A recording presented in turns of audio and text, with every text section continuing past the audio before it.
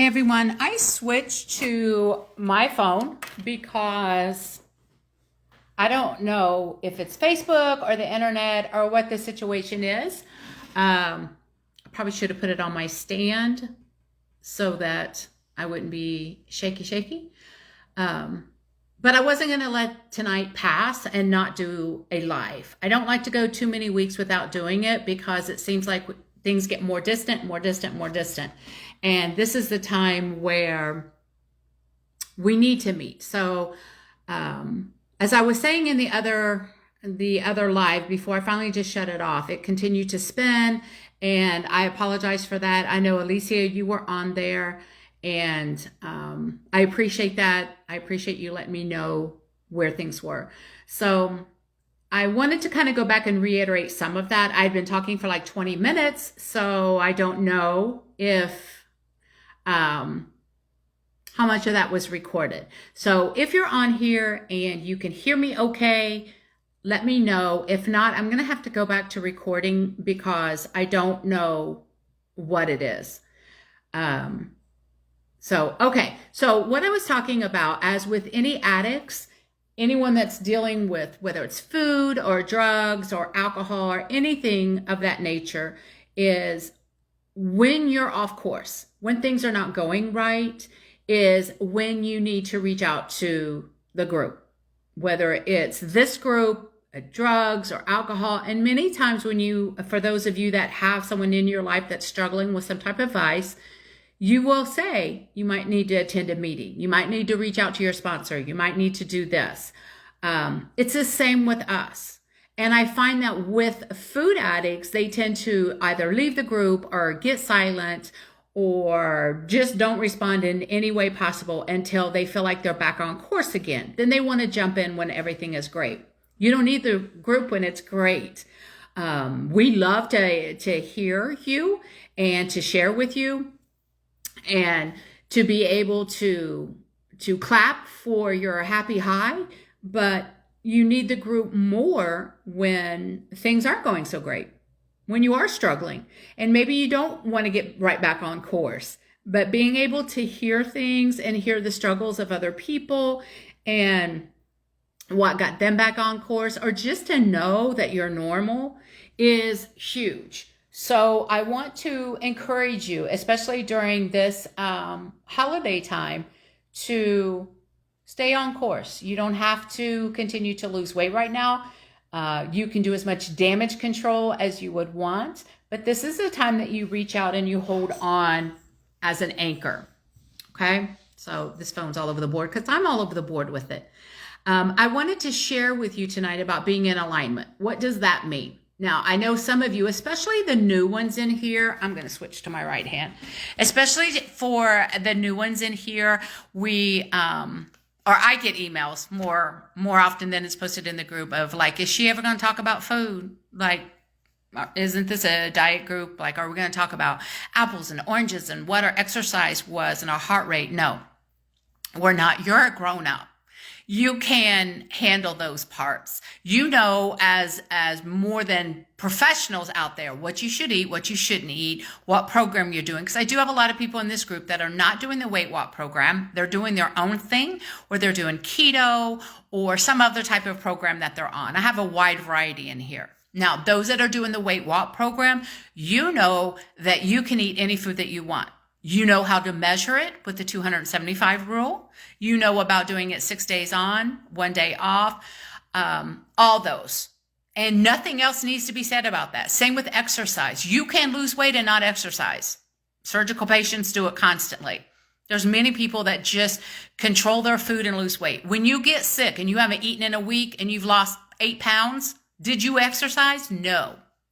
So exercise is great for your heart, for your energy, for your stress level, things of that nature, but it's not a great aid for weight loss. It's not an equal return program. So I spend more of our time together speaking about the things that nobody wants to talk about, the things that you are going to have to deal with, you're going to have to make decisions about, and that are going to affect you down the road and can send you back to food real easy. Okay? Because your world right now supports an overweight minded world. Your friendships, your job, your alliances that you have, your faith, your effort, everything supports that. And when you start changing up the rules and start eating differently and start feeling differently about yourself, I never want to say that you lose weight and your self-esteem improves. Because some people lose weight and they become just like mean, like way mean. But you start setting boundaries and you start saying, take some bass up out of that voice. You're not going to talk to me in any way you want to. Or no, I'm not going to watch your kids for the 50th thousandth time while you go out. I'm actually going out this weekend. Maybe you should invite me to go with you and somebody else watch the kids. So you start changing the dynamics of your circle. They won't like that at all. Zero are going to like that.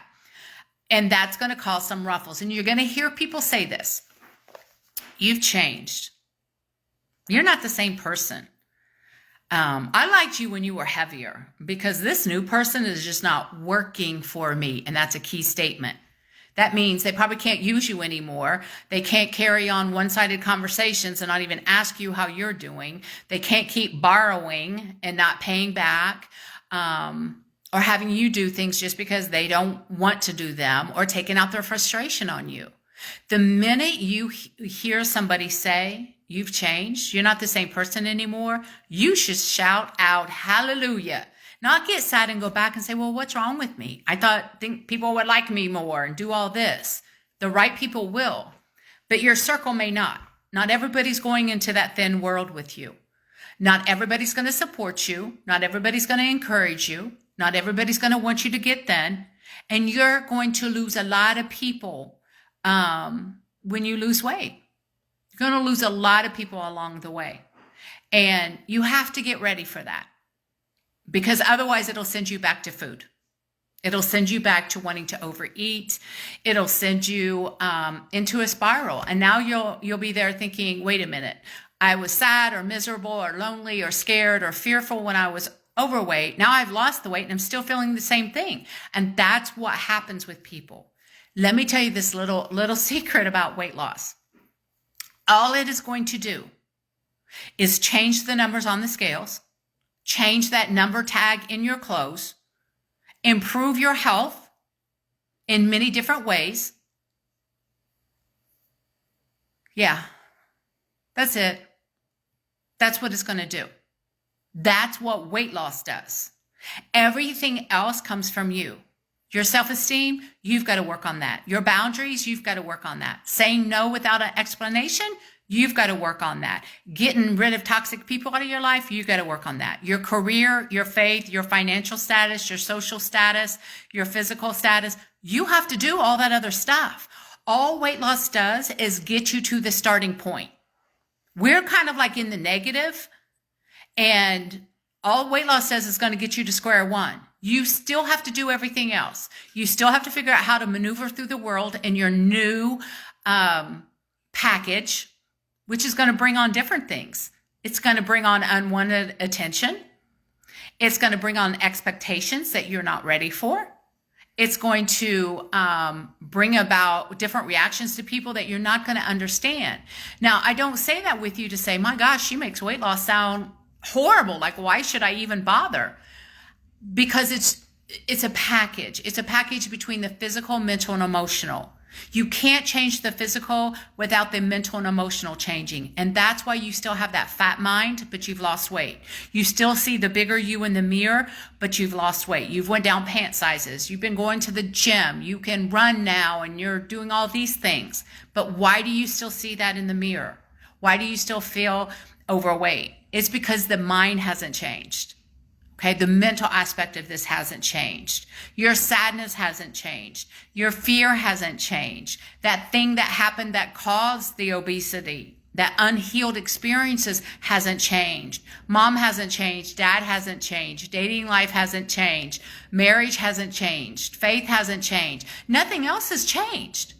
Weight loss is not the fix-all. It just gets you in a different package so that you can still maneuver through your world, but you still have to make those changes. Is it fair? No. No, not at all. Most people think that people that get off drugs, like, oh, wow, your life is going to be better. Really? You still got to go get a job. You still got to pay child support if that's your issue. You've still got to find a house. You still got to take care of responsibilities. You still got to pay bills. When you make something end all be all and that doesn't happen, that's not a reality. The reality is that weight loss puts you in a different physical package so that you can work on the mental and emotional. And those are great things, and you can do that. You just have to be prepared for it. That's why I spend so much time in this group trying to go on about the behavior aspect. Like, why are you overweight? We have one reason. Now, we'll eat for 1,000 different emotions. Happy, sad, mad, angry because it's there, because it's not there, because they talked, because they breathed in my face, whatever the case may be. We'll eat for 1,000 reasons. We have one of why we're overweight. One.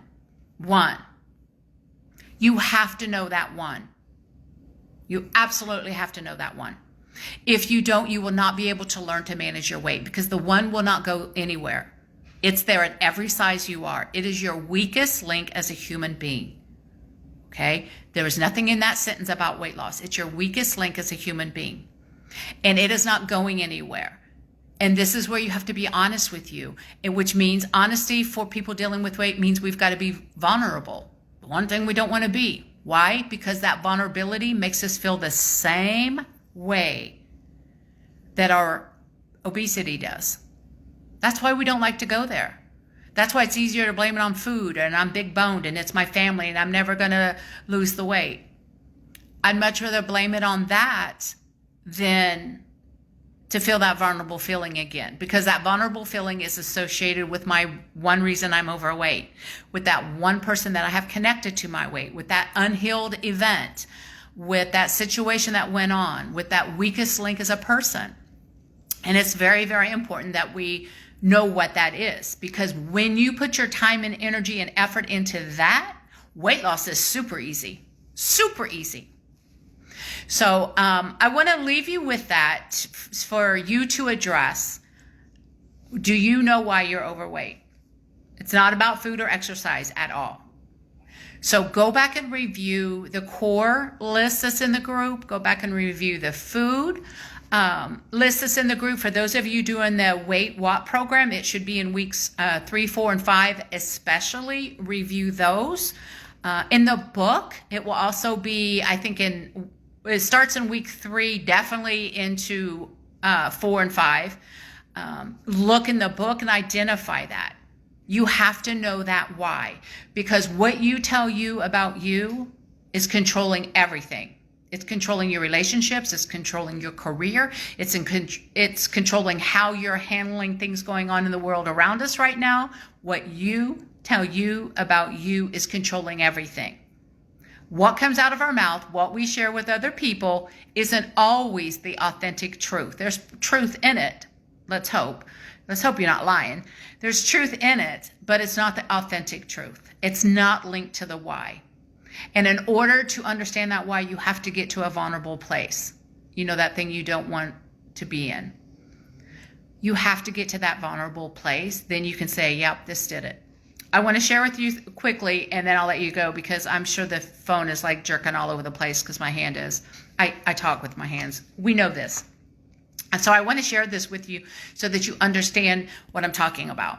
So last Saturday, as in 2 days ago Saturday, I woke up super excited, had lots of energy, had been getting a lot of sleep, and decided I was going to do some more changes on my house and had the day off. So I went to Walmart with my handy dandy little list on everything I was going to get so I could come home. It was early. It was like 9 o'clock in the morning.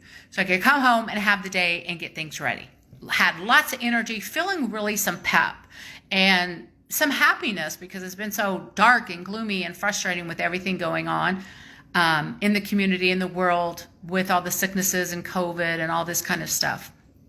So I decided I was going to make it happy. I had a song list I had made, and I was just going to work on my house, and everything was great. I had no pressures for the day. I actually had a full day off. Super happy. So I go to Walmart, and I go in. I always talk to the people working in the carts because They say hi and bye to everybody. Nobody ever answers them half the time. So I stand there. I talk to them for a few minutes, got my cart, went in, and I'm maybe 15 feet into Walmart, like went through the little gate thing. And I start looking at the Christmas stuff, trying to say, Deborah, don't get diverted over here. Stay focused. Stay focused. We're not going to spend all day in Walmart. So I'm going through the line. All of a sudden, I heard somebody talking, and I stopped in my tracks. Like stopped in my tracks. My hands started shaking. My whole body was trembling. And I stopped there. I was like, breathe. Like I couldn't breathe. I literally was frozen. And this person was continuing to talk. They were on their cell phone. They were continuing to talk. And I was like, even so scared to even turn around. So I'm standing there and I'm like, just breathe. It's going to be, you can do this. I thought I was going to have an anxiety attack. So I turned around. Of course, the person turned and I couldn't see who it was. So I go around, like I had to see the front of them. So to see the face, I go around. I'm like 2 feet in this person's grill. Like I'm probably somebody he went home and talked about, crazy woman in Walmart. And he turned around and looked, and it was not who I thought it was. And I could breathe freely, and my hands stopped shaking. My body started shaking. He looked at me, of course, like I was crazy. I went back to my cart and had to breathe for a while, now hear this part, I had to say, just calm down. It's going to be okay. It's okay. You can breathe. It wasn't a situation. You're fine. Starting to tear up. And I thought it was somebody that is no longer in my life. They haven't been in my life for 3 or 4 years now, but it still hurts so deeply. It is so deeply embedded and just really took its toll. So I stood there for a few minutes acting like I'm really interested in cookware. Was not. Got myself together, went back, got the stuff I needed out of Walmart in the car. My whole demeanor changes. Like totally changes. I didn't turn the radio on. I wasn't listening to anything. Total silence. Drove home. Come in the house. Take the stuff that I had gotten. Put it and my list and the things I was going to do that day on my bar. And I was done the rest of the day. Done. Just shot. There was nothing else. It was only 10 o'clock in the morning. And I was just done. So I piddle around the house a little bit, and then the eating starts. And I ate anything and everything I could get my hands on for almost 5 hours. You heard me correctly, almost 5 hours. And so we're like 4 or 5 o'clock now. I've still done nothing. I've eaten probably 4,000 or 5,000 calories. I didn't keep track. I did not care. And I watched some movies and then just decided, you know what, I just can't. Like, I am physically ill now, and the day is shot. So I go to bed. It's not even 8 o'clock on a Saturday night. I just go to bed. I'm just done. I just tuned out the world, went to bed. Woke up Sunday with a food hangover. Yeah, a food hangover. Sat with my morning coffee, and I was like, okay, sport, what you doing now? Like, girl, you got to get it together. Yesterday was totally shot. What is wrong with you? This is how I talk to myself. What is wrong with you? And I'm like, I don't know. I was so energetic, and I'm trying to have this little battle with myself. It's hard to fight with yourself when you already have the answers. Hard to fight with yourself. So I sat there for a minute, and I said, Deborah, what's wrong with you? Because I know something was wrong. My food was out of control. Not only was it out of control, but I was eating volumes. So if you're in the group, you can see we have 6 different categories to go to. And when it went volumes, that let me know it hit my core. But large portions is the worst of them because it hit your core. It hit your bottom limit. And all you can do is write it out. You're not going to be able to fix that. You have to write it out. And I know this. So I sit there and I'm like, I ate volumes. What happened? The minute I said, Deborah, yes, I talked to myself in first name. What happened? What's wrong with you, girl? What's wrong? My mind went right back to Walmart and that individual And that less than 60-second encounter that shot the whole day, it hit my core. It hit the number one reason of why I battle food. And not only did it hit my core and cause five-ish more hours of eating, the whole day was wasted. I totally went under, totally hit rock bottom just that quick. Now, I could beat myself up and say, well, you better find another career if you're going to keep this up. I could berate myself. I could play dumb. Like, who's really going to say, hey, what's wrong? What's wrong with you? Why was your eating out of control? Nobody's going to do that. I have to do that. And I had to make some choices. All that. And I say that to share this with you, that let me know that situation in my world is not healed yet. I want to believe it is. I want to believe it's done. I want to believe it's over. But my food said, I'm coming in for the rescue. You can't handle it in your state right now. We're just going to shut it down. And that's what happened. It's survival in the food world. When it comes in like that, when you can't control it, that's survival in the food world. And it shut everything down, shut me down, everything, until I could come at a different time, a different place and say, what's wrong? I know what's wrong. I know what it connected to, who it connected to, how it connected to my core instantly. And food helped me with that. If I would have went to just like snacky foods, I would have known that I still wasn't sure about that situation, but I had some control on it. If I would have went to fast food, it would have let me know, yeah, you were happy. Yeah, that just took you to a different direction, but you're going to turn around and make it better. If I would have went to liquids, if I would have stopped and got some Diet Pepsi, which I've been off that for years, it would have let me know that I'm feeling really bad. I'm feeling really alone and isolated about this because I've kept it such a secret. Okay. So each food group would have said something, but when it hit my core group, I was out of control. So I have to come back and put myself in this vulnerable state, which I hate, to say, what's wrong? And instantly all the dots connect. And it aligned with what my food was saying.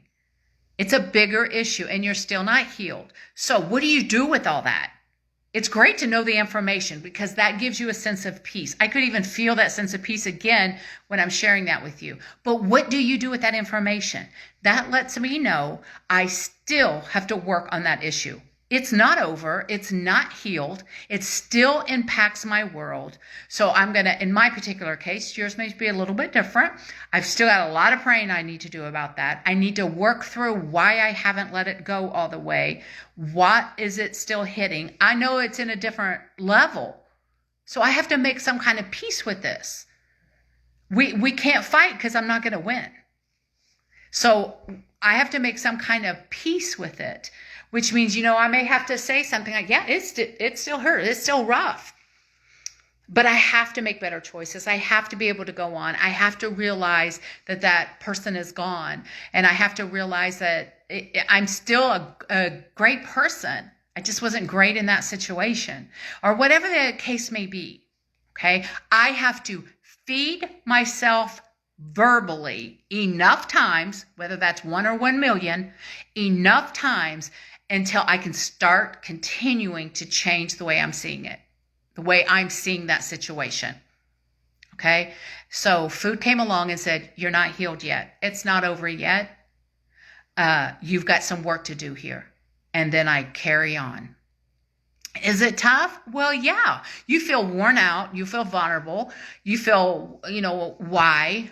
Now I don't have the energy to even want to work on my weight. Well, weight doesn't care. It doesn't care whether you have the energy to want to work on it. It's just like brushing your teeth. Sometimes I don't want to get up and brush my teeth, but you just do it. So I had to just get back on track slowly but surely. And today, here it is Monday. I'm fine with it. Food is back under control. Food was back under control yesterday. And I continued to work on projects and got back on course. But it's like a sore. It still hovers. So I have to just keep working on it. It's going to be okay. You're going to learn to continue to let go of it. It's just hitting some of the areas you still need to grow. You still need to learn. So that's what being in alignment is. Because if you lie to you about you, If you are lying internally to you, real simple. Somebody says, how you doing? You're like, fine. And you're thinking, I wanted to take a bottle of pills last night. Okay.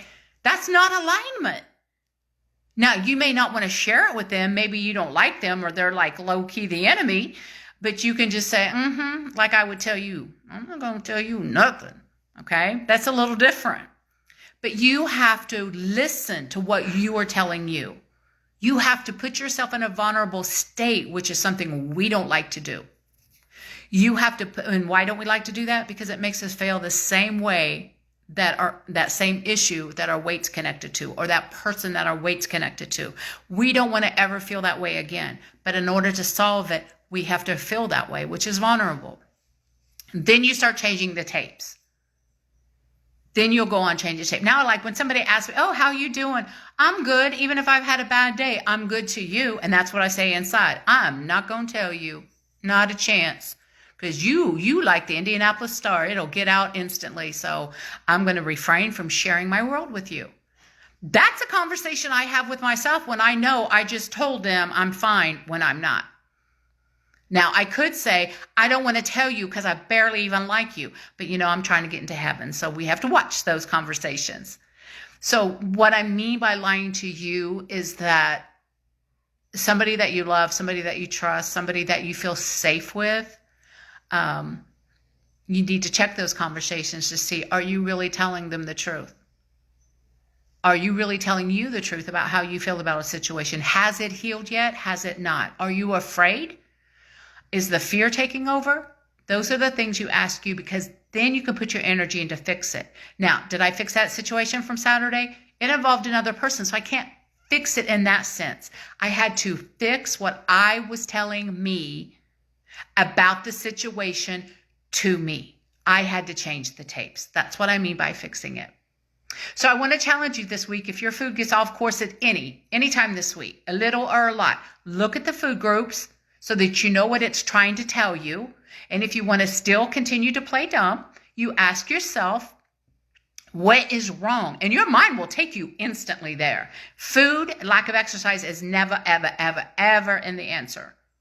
Then you decide what you're going to do about it. You can bury it again, keep eating. You can feel it, manage it, change your tapes, fix it if it doesn't involve somebody else, or you can forget it. Maybe it's just something that you just keep carrying forward that is dead. Let it go. You have to make those choices. If you have any questions, leave them in the group. And I'll be checking in this week with some new stuff and some more things coming down the line. And I appreciate you being part of the group. If you've left a comment, I cannot see it on my phone. I hope it hasn't frozen up again. And if so, I will just go in and do a recorded chat with the same information. So have a great evening.